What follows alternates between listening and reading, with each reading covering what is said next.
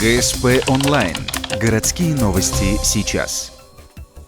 14 лет строгого режима получил житель Шудаяга. На протяжении нескольких лет, с 2005 по 2008 год, мужчина насиловал свою малолетнюю дочь. Страшная тайна раскрылась только в прошлом году. В ходе предварительного следствия было установлено, что всего эпизодов с 2005 по 2008 около 10 было. И на момент совершения преступления, в 2005 году, девочке было около 7 лет. Девочка на очередном осмотре, получается, врачами, сообщила врачу о том, что иные такие вот действия были со стороны отца.